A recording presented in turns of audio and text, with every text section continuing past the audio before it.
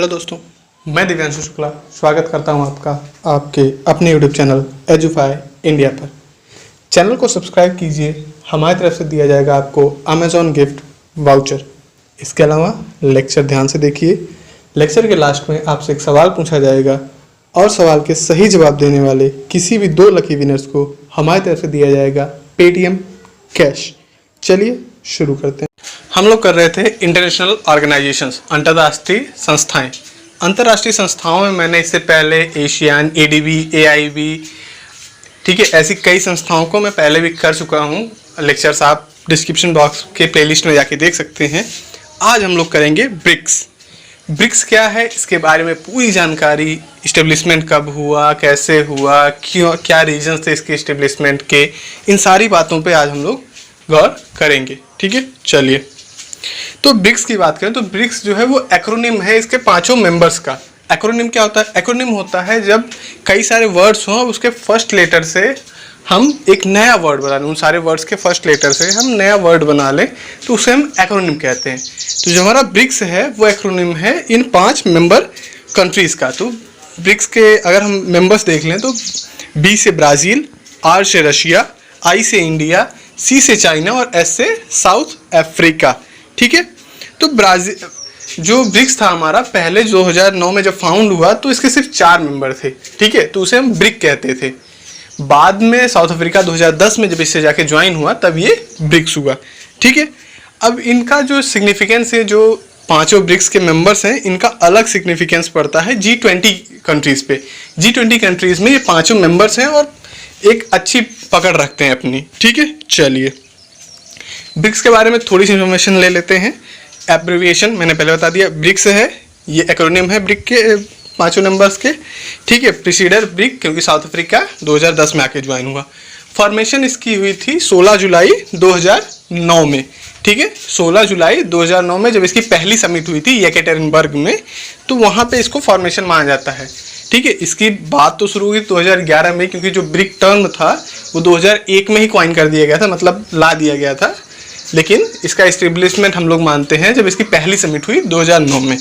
ठीक है, अब ये किस टाइप के ऑर्गेनाइजेशन है, टाइप क्या है इस ऑर्गेनाइजेशन? तो ये ऑर्गेनाइजेशन जो है वो इकोनॉमिकल, पॉलिटिकल और रीजनल, ठीक है, आर्थिक, रीजनल और पॉलिटिकल चीज़ों पे ये हेल्प करती है इन 5 कंट्रीज़ की। ठीक है, इनको डेवलप करने में, क्योंकि ये 5 डेवलपिंग नेशंस हैं, तो डेवलपिंग नेशंस को डेवलप करने में ये हेल्प करती है। ठीक है, ऑफिशियल लैंग्वेजेस की अगर हम इसके बात की जाए तो इसके 5 ऑफिशियल लैंग्वेजेस हैं: पोर्टुगीज़, रशियन, हिंदी, चाइनीज़ और इंग्लिश। ठीक है, ये 5 इसकी ऑफिशियल लैंग्वेजेस हैं। चलिए, मेंबर कंट्रीज़ के मैंने पहले बता दिया है, फिर भी एक बार फिर से हम देख ले रहे हैं विथ कैपिटल्स। ठीक है, तो 5 में सबसे पहला आपका ब्राज़ील है। ब्राज़ील की कैपिटल है ब्रसेल्स। ठीक है, ब्रसेल्स। ओके, दूसरी आपके है रशिया। रशिया की कैपिटल है मॉस्को। इंडिया की हम सबको पता है न्यू दिल्ली। चाइना इस समय ट्रेंड में ही है, तो मुझे नहीं लगता किसी कोई ऐसा हो जिसको चाइना कैपिटल ना पता हो। वैसे चाइना कैपिटल है बीजिंग। ठीक है, साउथ अफ्रीका जो है इसकी 3 कैपिटल्स हैं। ठीक है, ये ऐसी इकलौती कंट्री है जिसके 3 कैपिटल्स हैं। पहला आपका है ब्लूमफॉन्टेन, ठीक है, केप टाउन और प्रिटोरिया, ये तीनों इसके कैपिटल। जो प्रिटोरिया है वो आपकी एडमिनिस्ट्रेटिव कैपिटल है। ठीक है, ब्लूमफॉन्टेन जुडिशियल है और केप टाउन इसकी लेजिस्लेटिव कैपिटल है। ठीक है, यहाँ पे हमको प्रिटोरिया का ध्यान रखना है क्योंकि वो एडमिनिस्ट्रेटिव कैपिटल है। चलिए, ये 5 मेंबर्स के हम लीडर्स देख लेते हैं कौन कौन से हैं। ठीक है, जो आपके ब्राज़ील के लीडर दिख रहे हैं, ठीक है, ये अब चेंज हो चुके हैं। माइकल टेमर पहले थे, अभी यहाँ के हैं जोइल बोल्सोनारो। ठीक है, जो प्रेसिडेंट है इस समय आपके ब्राज़ील के। साउथ अफ्रीका की बात करें तो साइरिल रैम्फोसा। ठीक है, साइरिल रैम्फोसा साउथ अफ्रीका के प्रेसिडेंट हैं। इंडिया के तो सभी जानते हैं, prime minister Narendra Modi. China के सी जिनपिंग को इस समय मुझे नहीं लगता कोई ना जानता हो, तो सी जिनपिंग वहाँ के प्रेसिडेंट। और रशिया के व्लादिमीर पुतिन। ठीक है, तो ये इनके लीडर्स हो गए। ठीक है, वही फिर से देख लेते हैं। जायर बोल्सोनारो ब्राज़ील के, व्लादिमीर पुतिन रशिया के, नरेंद्र मोदी इंडिया, सी जिनपिंग चाइना और साइरिल रामाफोसा साउथ अफ्रीका। ठीक है, ये इनके लीडर्स हैं। चलिए, कैपिटल्स मतलब ब्रिक्स जो है ये जहाँ जहाँ इसके जो मेंबर स्टेट हैं हर स्टेट में अपनी एक स्पेसिफिक लोकेशन चुनी है जो कि इनकी कैपिटल मानी जाती है। ठीक है, तो 3 ऐसी हैं जो मेन इंपॉर्टेंट कैपिटल्स, जैसे मुंबई जो इंडिया में है ये कैपिटल है। इसके अलावा साओ पोलो, ठीक है, साओ पोलो मोस्ट पावरफुल, ये ब्राज़ील में है। ब्राज़ील की जो कैपिटल ब्रसेल्स है वहीं पे साओ पोलो है, सबसे पॉपुलस सिटी है ब्रसेल्स की। ठीक है, तो ये है आपके लैटिन अमेरिका में। और ब्रिक्स की मेन कैपिटल अगर हम बात करें, मुख्य राजधानी अगर ब्रिक्स की हम बात करें तो वो आपकी साओ पोलो ही है। ठीक है, शंघाई चाइना में है, सबको पता है, ये भी एक मेन कैपिटल है ब्रिक्स की। ठीक है, अब बाकी जो बस्ती हैं इन तीनों को छोड़ के मॉस्को रशिया की और जोहान्सबर्ग साउथ अफ्रीका की। ठीक है, ये सारी कैपिटल्स हैं ब्रिक्स की। ठीक है, चलिए ये देखिए मैंने इमेज के जरिए आपको बताने की कोशिश की है कि कहाँ की कैपिटल क्या है। ये आपकी ब्रासिलिया ब्राज़ील की, प्रिटोरिया साउथ अफ्रीका की, न्यू दिल्ली इंडिया की, बीजिंग चाइना की और मॉस्को रशिया की। ठीक है, चलिए समिट्स कब कब हुई थी इसकी वो हम देख लेते हैं। तो सबसे पहली जो समिट हुई थी वो 16 जून 2009 को, जिसको हम इस्टेब्लिशमेंट भी मानते हैं ब्रिक्स की, क्योंकि ये कहाँ पे हुई थी आपकी रशिया में। और उस समय रशिया के जो प्रेसिडेंट थे वो थे दिमित्री मेडवेदेव। ठीक है, दिमित्री मेडवेदेव। कहाँ पे हुई थी मीटिंग? येकेटेरिनबर्ग रशिया में। ठीक है, येकेटेरिनबर्ग रशिया के कैपिटल है मॉस्को, वहीं पे है, एक शहर है येकेटेरिनबर्ग। ठीक है, इसके बाद बात करें 11 जो पिछली समिट जो हुई थी 2019 में 13-14 नवंबर में। ठीक है, ये कहाँ हुई थी? ब्राज़ील के ब्राज़ीलिया इटामार्टी पैलेस में। लीडर कौन थे उस समय? जेयर बोल्सोनारो, प्रेसिडेंट आपके ब्राज़ील के। ठीक है, और जो अगली समिट होनी थी 2020 में, ये होनी थी रशिया में। रशिया के प्रेसिडेंट पुतिन साहब हैं तो वही करते। ठीक है, सेंट पीटर्सबर्ग में होनी थी। और ये जो समिट होनी थी ये SCO के साथ होनी थी, ज्वाइंट समिट रखी गई थी, शंघाई कोऑपरेशन ऑर्गेनाइजेशन। ठीक है, शंघाई SCO के साथ ये ज्वाइंट समिट रखी गई थी, लेकिन हम सबको पता है कोविड-19 की वजह से इसे पोस्टपोन कर दिया गया है। ठीक है, तो ये 22-23 जुलाई को होनी थी 2020 में, लेकिन ये पोस्टपोन हो गई है। अब देखते हैं कब होती है। चलिए अब कुछ SCO के बारे में हम लोग जान लेते हैं कि शंघाई कोऑपरेशन ऑर्गेनाइजेशन है क्या। तो जो शंघाई कोऑपरेशन ऑर्गेनाइजेशन है वो एशियन कंट्रीज और यूरेशियन कंट्रीज की, स्पेशली हम कह सकते हैं यूरेशिया की कंट्रीज के कुछ मेंबर्स हैं आपके, उनके साथ मिलके बनाई गई है। तो शंघाई नाम से पता चल रहा है ये सिटी है कहाँ की? आपके चाइना की। ठीक है, तो SCO के मेंबर्स की पहले बात करते हैं। जो फुल टाइम मेन मेंबर्स हैं वो आपके Kazakhstan, China, Kyrgyzstan, Russia, Tajikistan, Uzbekistan, ये आपके 6 उसके परमानेंट मतलब मेन मेंबर्स हैं। ऑब्जर्वर स्टेट्स की बात करें तो ऑब्जर्वर स्टेट्स में आपके Afghanistan, Belarus, India, Iran, Mongolia और पाकिस्तान। ठीक है, डायलॉग पार्टनर्स में कुछ और कंट्रीज आ जाती हैं, Azerbaijan, Armenia, Cambodia, Nepal, Turkey और श्रीलंका।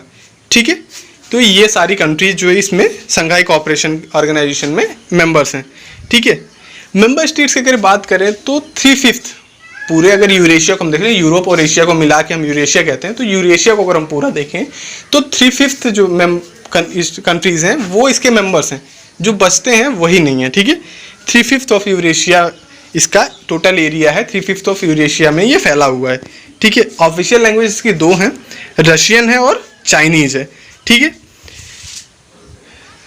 और वर्ल्ड की बात करें तो वर्ल्ड की 1/4 पॉपुलेशन इन सारे मेंबर मतलब SCO के मेंबर्स कंट्रीज को अगर मिला लें तो 1/4 ऑफ वर्ल्ड पॉपुलेशन यहीं पाई जाएगी।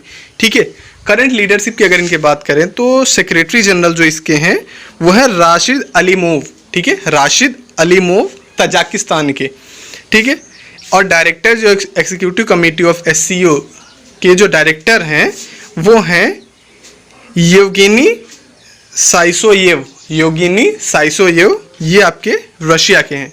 ठीक है, चलिए अब हम ब्रिक्स के फाइनेंशियल स्ट्रक्चर की बात कर लेते हैं कि इसको जो फंड्स मिल रहे हैं वो कैसे मिल रहे हैं या फाइनेंशियली ये किस तरीके से काम कर रहा है। ठीक है, तो जो 2019 में जो पिछली बैठक हुई थी, 2014 में जो बैठक हुई थी, उसमें इंडिया के पीएम मोदी जी ने ही ये कहा कि हमको एक नई बैंक, न्यू डेवलपमेंट बैंक बनानी चाहिए ब्रिक्स के लिए। ठीक है, ब्रिक्स, उससे पहले जो ब्रिक्स के लिए था वो ब्रिक्स डेवलपमेंट बैंक के नाम से चल रहा था, तो उसे चेंज करके न्यू डेवलपमेंट बैंक बनाई जाए। ठीक है, तो ये 2014 में बनाया गया था, जबकि इसने काम करना शुरू किया था 2015 में। मोदी जी ने इसकी सिफारिश की थी। ठीक है, ये क्या करेगा, न्यू डेवलपमेंट बैंक जो है वो इन डेवलपिंग कंट्रीज के इंफ्रास्ट्रक्चर पे फोकस करेगा कि इनका इंफ्रास्ट्रक्चरल डेवलपमेंट हो, इकोनॉमिकल डेवलपमेंट हो, इन सब पे ये काम करेगा। ठीक है, इसके अलावा ब्रिक्स ने एक CRA बनाया हुआ था, कंटीजेंट रिजर्व अरेंजमेंट क्या था, वो फ्रेमवर्क प्रोवाइड करता था ग्लोबल लिक्विडिटी प्रेशर्स के अगेंस्ट। जैसे मान लो कि कोई भी ग्लोबल प्रेशर आ रहा है, जैसे अभी आर्थिक मंदी का दौर चल रहा है, तो इसमें क्या होगा कि ये जिन मेंबर कंट्रीज को जरूरत पड़ेगी उनको फंड्स प्रोवाइड करेगा। वो कहाँ से आएंगे वो फंड्स ऐसे फंड्स हैं जो इन पांचों मेंबर्स ने पहले से जमा करके रखा है। ठीक है, पांचों मेंबर्स ने कुछ फंड्स जमा करके रखे हैं, वो उसमें से इनको हेल्प करेगा। इससे फ़ायदा क्या होगा, इससे फ़ायदा ये होगा कि अगर किसी कंट्री की जो मुद्रा है वो नीचे गिर रही है, कि उसका वैल्यू जो है कम होती जा रही है, तो उस वैल्यू को कम होने से रोका जा सके, ताकि वहाँ पे महंगाई ज़्यादा ना बढ़े। ठीक है, और यहाँ पे जो ये वही बात कहते हैं कि ये रीजनल करेंसी पे ध्यान देता है, जो इन कंट्रीज़ की रीजनल करेंसी है उसको मेंटेन किया जा सके, उनकी वैल्यू डाउन ना हो। ठीक है, चलिए अब ज़रूरत क्यों पड़ी, सबसे बड़ी बात तो कि NDB के फॉर्मेशन की ज़रूरत ही क्यों पड़ी, क्योंकि पहले से हमारे पास वर्ल्ड बैंक है, IMF है, तो NDB की ज़रूरत क्यों पड़ी। तो NDB की ज़रूरत इसलिए पड़ी कि पहली बात तो डिस्क्रिमिनेशन पॉलिसी जो वर्ल्ड बैंक और IMF की थी, वर्ल्ड बैंक और IMF जो है वो स्पेशली जो डेवलप्ड नेशन है, जैसे आपका USA, मेनली USA पे ही डिपेंडेंट रहती है, कि वो जो चाहता है उसी हिसाब से वो काम करती है। जो उसमें वोटिंग सिस्टम है वो भी वेटेज ज़्यादा किसको मिला है, आपके USA को। इंडिया और चाइना को बहुत कम वेटेज दिया गया है वहाँ पे। ठीक है, इसके अलावा बहुत, अगर हमें वहाँ से फंड्स लेने हैं तो बहुत सारी कंडीशंस लगती थी, बहुत सारी कंडीशंस फॉलो करनी पड़ती थी फंड्स लेने के लिए। तो इन सब बातों को ध्यान में रखते हुए इसका फॉर्मेशन किया गया था। ठीक है, चलिए तो न्यू डेवलपमेंट बैंक के बारे में थोड़ी, अगर हम लोग NDB की बात करते हैं तो NDB के बारे में कुछ फैक्ट्स और जान लेते हैं। तो NDB का जो फॉर्मेशन हुआ, मैंने पहले बताया 2014 में मोदी जी ने ही कहा था, तो जुलाई 2014 में इसकी नींव रखी गई, जबकि ये काम करना इसने शुरू किया था 2015 से। ठीक है, जुलाई 2015 से इसने काम एक्शन में आ गई थी। इसके अलावा इसका जो हेडक्वार्टर है वो शंघाई में होगा। इसके लिए MOU साइन किया गया है इन सारी कंट्रीज ने मिल के चाइना के साथ, जो MOU होता है, मेमोरेंडम ऑफ अंडरस्टैंडिंग। ठीक है, तो जो शंघाई में इसका हेडक्वार्टर रहेगा। ये काम क्या करेगी, की गवर्नेंस पे काम करेगी, ऑपरेशनल और रिस्क पॉलिसीज बनाएगी, प्रोसीजर्स कवरिंग करेगी, इन सारी चीज़ों के लिए जो भी फंड्स की ज़रूरत पड़ेगी, गवर्नेंस है, डिफेंस है, इन सब में अगर किसी कंट्री को ज़रूरत पड़ रही है तो फंड्स प्रोवाइड किया जाएगा NDB के द्वारा।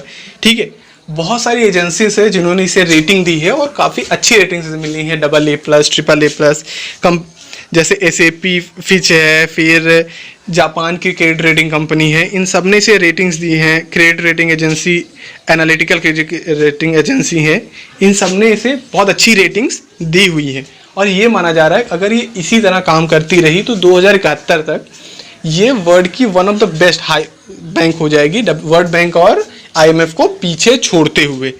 ठीक है, बहुत सारे प्रोजेक्ट्स अंडर गोइंग है इसके, ताकि इन डेवलपिंग नेशंस को या बाकी जो भी नेशंस को हेल्प मिल सके। कैपिटल अमाउंट की बात करें तो $100 बिलियन इसकी कैपिटल अमाउंट रखी गई थी। ठीक है, और जो फंडिंग स्ट्रेटेजी है वो कॉम्प्रहेंसिव फंडिंग स्ट्रेटेजी है और लोकल करेंसीज पे ज़्यादा फोकस देता है। वोटिंग शेयर्स की बात की जाए तो वोटिंग शेयर्स इस अकॉर्डिंग रखे गए हैं कि जिसका जितना शेयर होगा बैंक में उस हिसाब से वोटिंग शेयर्स उसे मिलेंगे। ठीक है। फिर जनरल स्ट्रेटेजी जो थी वो 2017 वाली अप्रूव कर दी गई है, जिसमें कि ये डेवलपिंग नेशंस को हेल्प करती रहेगी। बाकी रीजनल प्रेसिडेंट्स की बात करें तो ऑफिशियल मेंबर्स जो होंगे वो लोकल एक्सपर्टाइज स्ट्रेंथ करेंगे एनडीबी ऑपरेशंस के। तो रीजनल मेंबर्स ही रखे जाएंगे इसमें, स्पेशली ज़्यादा करके चाइना के मेंबर्स ही इसके अंदर काम करेंगे। ठीक है, इतना रहा एनडीबी के बारे में। बाकी आज का क्वेश्चन ऑफ द डे देख लेते हैं क्या है। क्वेश्चन ऑफ द डे है एनडीबी बैंक का अध्यक्ष कौन है? न्यू डेवलपमेंट बैंक का चीफ कौन है? ये आपको पता, who is the head of NDB? Options है आपके केवी कामत, मार्कोस प्राडो ट्राइजो, सुमन गवानी या केशव मुरुगेश। ये मैंने लेक्चर में नहीं बताया है, ये आपको सर्च करके नीचे कमेंट बॉक्स में बताना है और इसका करेक्ट आंसर मैं अगले वीडियो में आपको दूंगा। आज के लिए इतना ही। आप चैनल को लाइक सब्सक्राइब जरूर करिएगा और बेल आइकन जरूर से दबाइएगा, जिससे वीडियोस की नोटिफिकेशन आपको मिलती रहे। इसके अलावा आप हमें हमारे सोशल मीडिया प्लेटफॉर्म्स पे जाके ज्वाइन कर सकते हैं, चाहे फेसबुक हो, व्हाट्सएप हो, टेलीग्राम हो, इन सब पे हम लोग अवेलेबल हैं। आप हमारे ग्रुप से जुड़ सकते हैं, जहाँ पे आपको फ्री क्विजेस कराई जाएंगी, पीडीएफ्स प्रोवाइड किए जाएंगे, नोट्स दिए जाएंगे, डाउट सेशंस लिए जाएंगे। ठीक है, तो आप हमारे इन सोशल मीडिया प्लेटफॉर्म से हमसे जुड़ सकते हैं और कनेक्टिविटी बना सकते हैं। इसके अलावा वीडियोज़ की लिंक भी आपको वहाँ पर डायरेक्टली प्रोवाइड कर दी जाएगी। ठीक है, चलिए।